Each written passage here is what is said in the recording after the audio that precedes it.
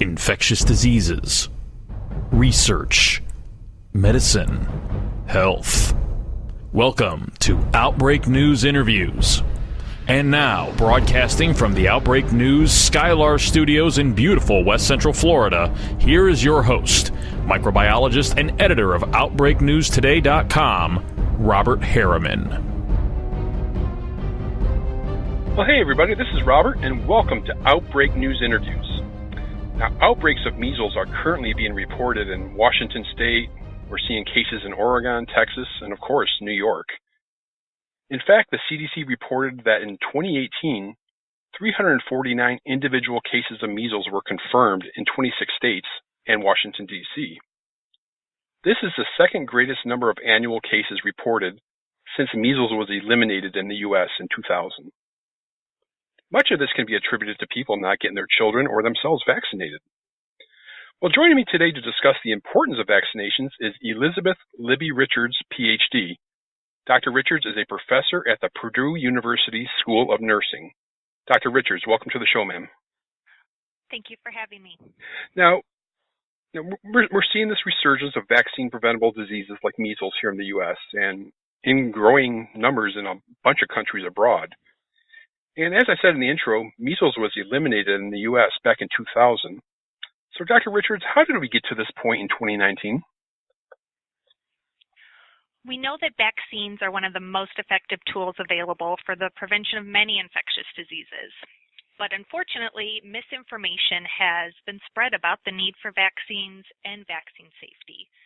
This misinformation has been spread largely through social media and popular press, and in some cases, unfortunately, state lawmakers have allowed this misinformation to influence their decisions about vaccine legislation.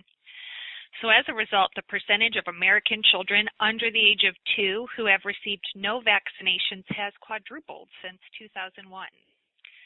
Vaccine hesitancy is such a growing public health problem that the World Health Organization has recognized vaccine hesitancy as one of the top 10 global public health threats this year.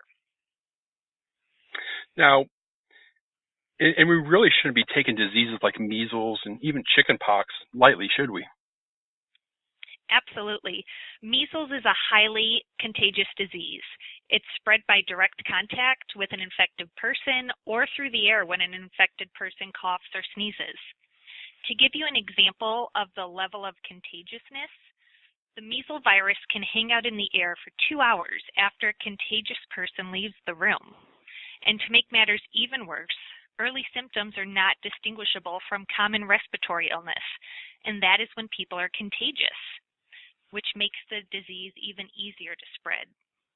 And not only is measles easy to spread, the complications of measles are serious and include pneumonia, brain infection, brain swelling, possible brain damage, and death. And it's really truly a shame, since the record of success of vaccinations is absolutely amazing, right? We got smallpox, polio, and so many other infectious diseases, including measles. You've talked about the importance of vaccines. Dr. Richards, can you elaborate on the importance? Can you talk about vaccination rates and the concept of herd immunity?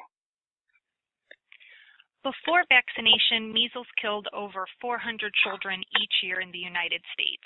But because of effective vaccines, 2015 was the last year that there was a measles-related death in the U.S.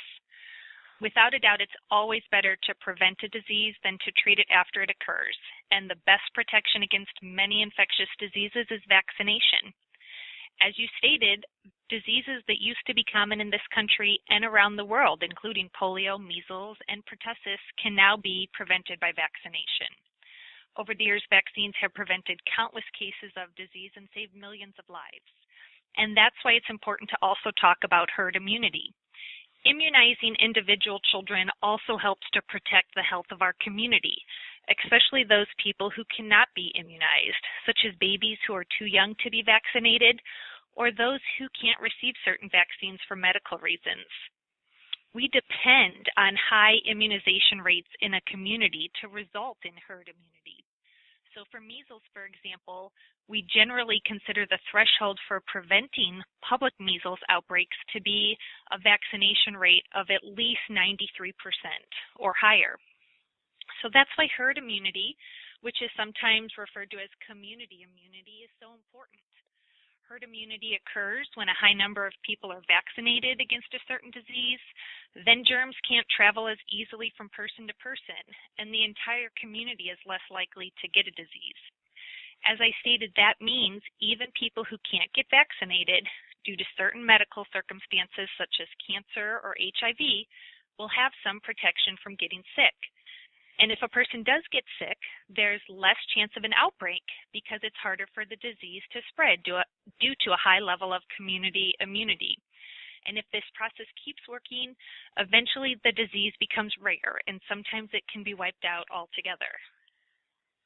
Now, vaccines are safe and effective, right? I mean, research has debunked any connection between vaccines and autism. Am I right? Absolutely.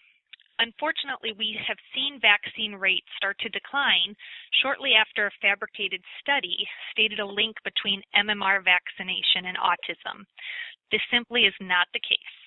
Numerous studies have proven the effectiveness and safety of the MMR vaccine. It is very clear that there is no connection between vaccination and autism. Bottom line, vaccines are safe. The United States has a long-standing vaccine safety program and closely and constantly monitors the safety of vaccines. In fact, the CDC is stating that the current U.S. vaccine supply is the safest we've ever had. Now, sources like misinformation on social media, mommy blogs, and the like have really caused a lot of people to think that way. So I guess I ask you, Dr. Richards, is how do we as health and science professionals turn this ship around? I think that the solution is twofold. So I think that it's important that we show respect, have honest listening, and open conversation. Often parents who choose not to vaccinate are ridiculed, and this only pushes them farther away from vaccine science. As a parent myself, I am confident that parents make choices about vaccination because they want to do what is best for their child. And because of that, it's important to listen and answer questions about vaccine safety in a safe and open environment. However, education can only go so far with vaccinations. Policy also plays a very important role in public health, and states play a significant role in determining immunization policies. Immunization requirements for schools and daycares serve as a safety net for children who do not receive their recommended immunizations as infants. All 50 states currently have medical exemptions for immunizations, and that is completely reasonable because there are legitimate medical reasons why some people cannot be vaccinated. However, 17 states, including Washington, Oregon, Colorado, and Texas, have gone further, allowing parents to keep their children from being vaccinated for unspecified personal or philosophical reasons. These philosophical exemptions have played a role in recent outbreaks. However, in response to the recent measles outbreaks, some Washington and Oregon legislators are considering bills that would prohibit children from being exempted from vaccines due to philosophical or personal reasons. From a public health perspective, community rights and the ability to not have a disease should supersede philosophical rights. Very good. Any final thoughts on vaccines, on measles, or anything else we covered today? I think it's important for us to remember that each of us is our own best health advocate, and many times loved ones depend on us for information and protection. With so much information and sometimes incorrect information available today, it's important to learn the facts before making health decisions. And the Centers for Disease Control and Prevention have extremely helpful and easy to read, scientifically backed information regarding vaccines and their safety. So I would encourage listeners to head to the CDC website for questions regarding vaccination and always talk with their healthcare provider about any concerns they may have. Good advice. And I wanted to thank you, Dr. Libby Richards, for your time and your expertise, ma'am. Thank you very much for the opportunity.